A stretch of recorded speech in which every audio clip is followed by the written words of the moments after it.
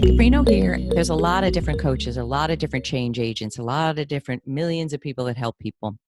We all have our own way of looking at how do I intervene and help change someone's life.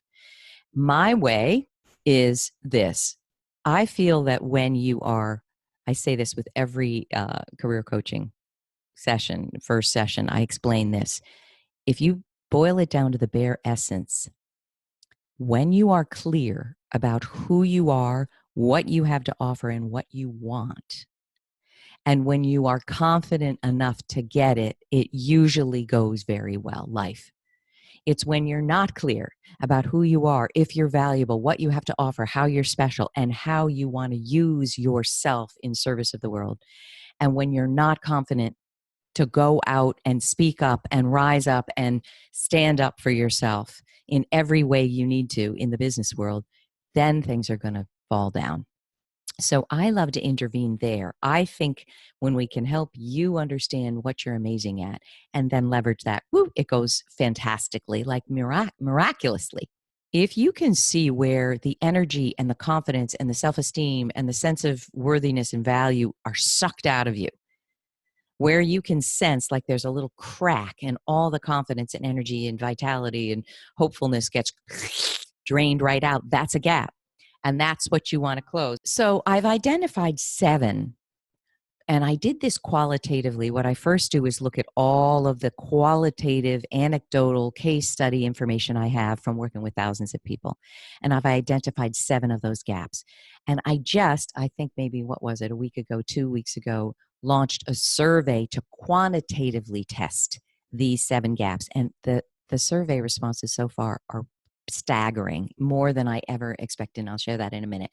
Power gap number 6, losing sight of your most thrilling dream. Ding, ding, ding. That's the one we're talking about today. And amazingly, well, I'll tell you the data on this fully in a second, but 24% of the people who've responded to my survey so far have this gap. 24% have losing sight of your thrilling dreams. So I want to talk all about that. Now, what do I mean by this, losing sight of your thrilling dream? I don't need these yet. I think that for many of us, and this is not true of everyone, some people who went to college had no dream, didn't want to study what their parents made them study. I hear that a lot. Imagine, I'm hearing from 50-year-olds who their whole career trajectory was blown because their parents made them study engineering and they wanted to study marketing or communications or philosophy or whatever. Not to blame the parents. They were doing the best they can, I guess. But you really should listen to your children when they say, I don't want this. I want to study something I want to be passionate about.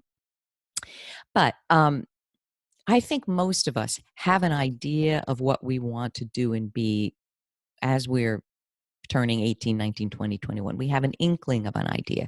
It's not fully formed. We might have the idea of the essence of it. I want to be in the arts. I want to use my ability to sing. I'm a writer. I want to in some way use writing.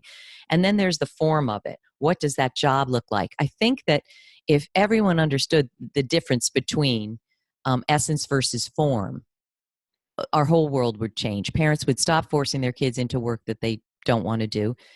And was I mentioning last week about some comments I saw about Mark Cuban said that really, really upset me. He basically said, following your passion at work is the worst idea, and you're never going to, basically saying you're never going to get rich doing that. Follow instead, he says, the thing that you focus the most time on, the thing that you're good at. And I say, bull crap. 100% no. Because, and not everybody's a billionaire like Mark Cuban, for goodness sake, but what I see is people become very good at skills they can't stand using. They pursue something that they think is going to make them money, and they wake up at 40 or 50 and say, I can't believe how much time I've wasted doing this work that I can't stand, that means nothing to me. I became an accountant to make money. I became a CFO to make money. It's usually money that steers us away from. So I don't agree with him at all. Now, I'm not a billionaire. So if you want to be a billionaire, follow Mark Cuban. But I help people, and I'm doing work that makes me feel proud to be alive and impactful and helping people. And it fits me. And that's what we want for you, that your work fits you. what I see is there are four top reasons that people bail on their thrilling dream. And some people bail right out of the gate, like I did. And you can read about that in my Forbes post, which I'm linking below. Right out of the gate, I bailed. Literally 3 weeks after starting to apply for a job. Good girl Kathy does the right thing, gets the takes the first job she's hired for, first job offer she gets. She doesn't think about what she really wants. She doesn't think about what she really deserves. She doesn't think about her amazing talents. I took a science marketing job when in fact I wanted to be a great fiction book editor. Well, from that first job, the trajectory went a way that I really didn't want it to go. But why did I stay? Because I was good at it. Because I'm good at marketing, because I'm good at copywriting, because I can look at a spectroscopy journal, a science journal, and I can understand the concepts enough to write great copy. That's a skill, but that's not what I wanted to do for a living. So I have lost sight of my thrilling dream, and I lost sight till age 41, till I finally snapped and said, I don't care what happens. I don't care what I have to give up.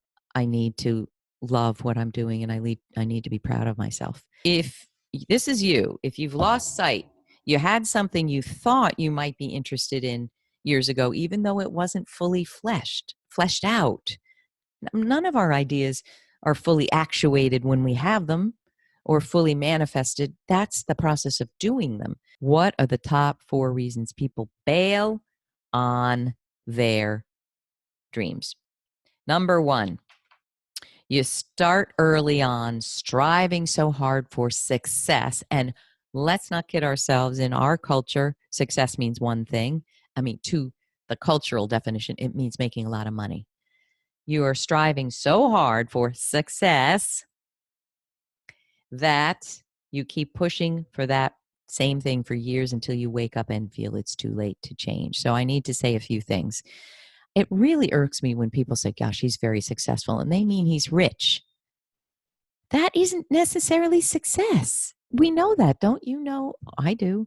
A lot of rich people who are addicted to substances, who are miserable, who are depressed, who are suicidal, who aren't happy, who can't hold down a relationship. Money doesn't equal success. Money is awesome.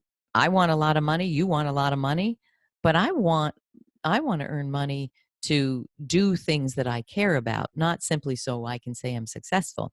So the very first thing we have to look at is why do only millionaires, why are they called successful and the rest of us aren't? It's nuts. There is this need, of course, to make consistent money, to pay your bills, to have the lifestyle you want, to live in the home you want. Of course we want to do that. But do we want to do that at the expense of everything else? Have you ever spent time with people who are dying? They're not talking about how much money they made. At the end of your life, looking back, what do you want to say? What do you want to have said you've done and been and stood for? That's what I want you to answer here. Number 2, why people lose sight of their thrilling dream. You didn't identify what you really wanted to learn in college, or you didn't honor what you know you did want to learn because your parents told you it was foolish, or your teacher or your guidance counselor. So right out of the gate, you're lost. What did you study in college if you went to college? What did your parents tell you about what you studied? Did you love it? Did you think that there was some kernel there of what you studied that you could make a living? And are you making a living doing that? Or did you bail on it? Or did you do the essence versus the form thing? There was an essence there, but meaning the energy, the excitement, the passion, but you took the wrong form of it, like I did. Okay, let me write marketing copy. Yeah, I'm good at it, but I would rather poke my eye out with a stick than write scientific publishing marketing copy. Oh, number 3 is throughout your work trajectory, you received and internalized negative messages that you're not smart, capable, or valuable enough to pursue the thing that will thrill you. So many of my clients, and some of them are very high level, making a lot of money, up to $1 million, over $1 million in the bank.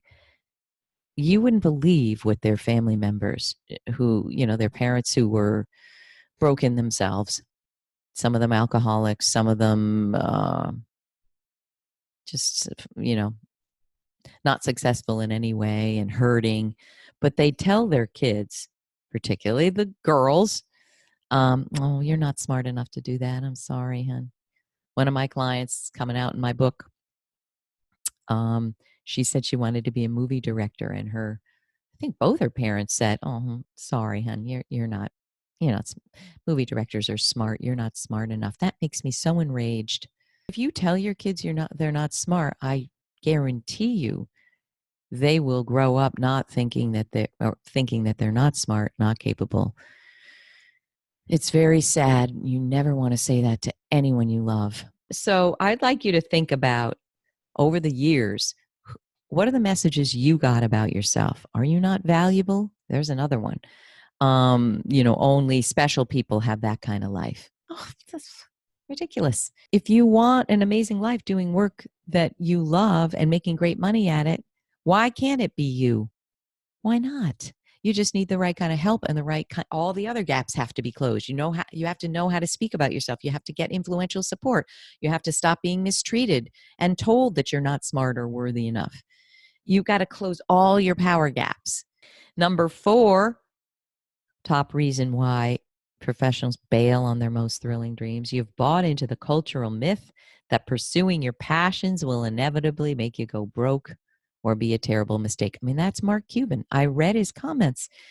Boy, that angers me. It's like, you're a billionaire. You're not a career coach. Don't give career coaching advice. Yes, pursuing a passion can make you go broke if you do it in an unwise way, in a stupid way, in a not well transitioned way, in a not well thought out way, if you don't know how to fund it, if you just say, build it and they will come. Yes, I've done all that. And, when I became a therapist and left corporate life, I did that.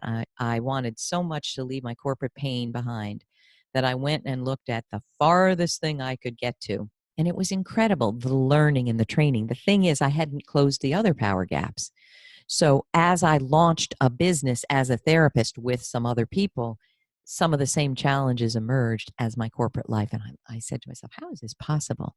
How am I having the same toxic situations, the same inability to speak up for myself, the same inability to ask for the prices that I wanted, the fees that I wanted? How is this possible? It's possible because I didn't close the power gaps. So you might run away and say, okay, I'm done. I'm done with being a marketing director. I am going to run a small business a jewelry design business. If you haven't closed your power gaps, you're going to have the same problems. You're not going to make the right money. You're not going to fire the right people that need to be fired. You're not going to hire the right people you need to hire. You're going to get swept away by the entrepreneurial gurus who say you've got to do these 20 things and pay me $20,000 a month to do them. You got to be powerful. You got to be confident. You got to be strong. You have to pivot.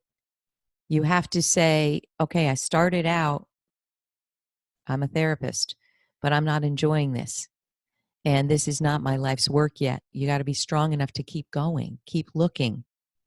What can I do to parlay everything I've learned from my past 40 years into work that is going to feel like, finally, I'm doing the work and having the creativity and the flexibility and the control and the influence that I want and making great money doing it. It's not always possible in this moment.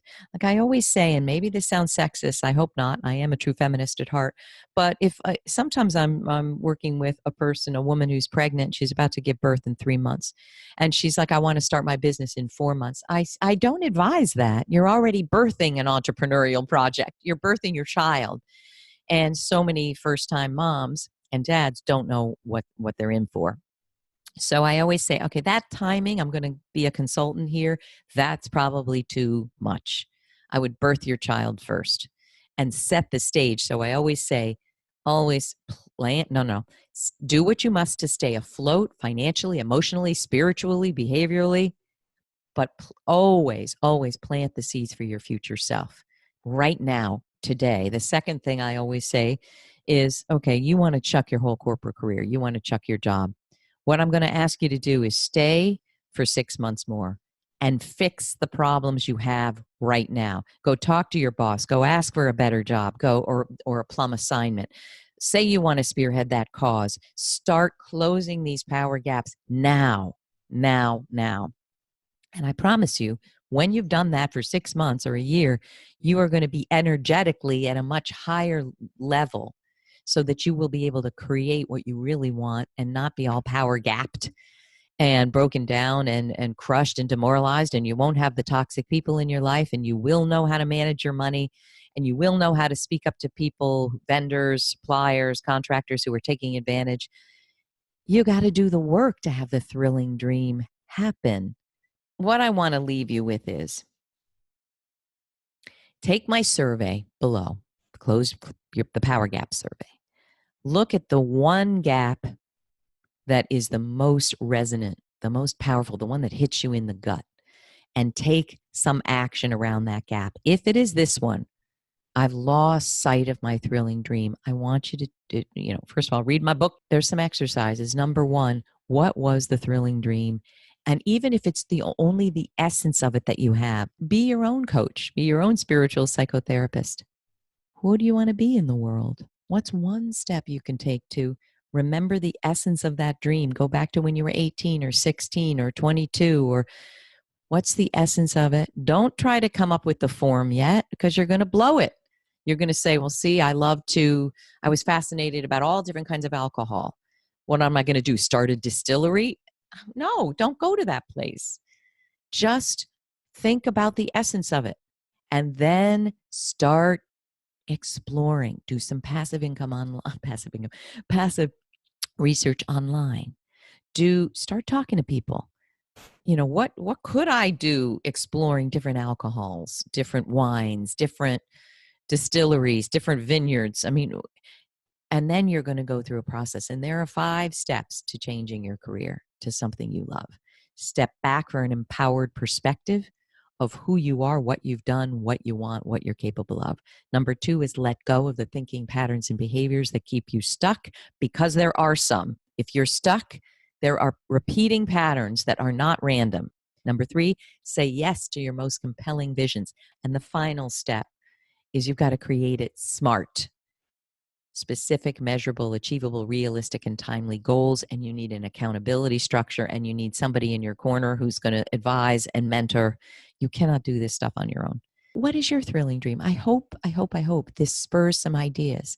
What is it? And if you only have the essence, the core, the kernel of it, what is that? Share with me whatever you got in terms of, I think I had a thrilling dream and I've let it go.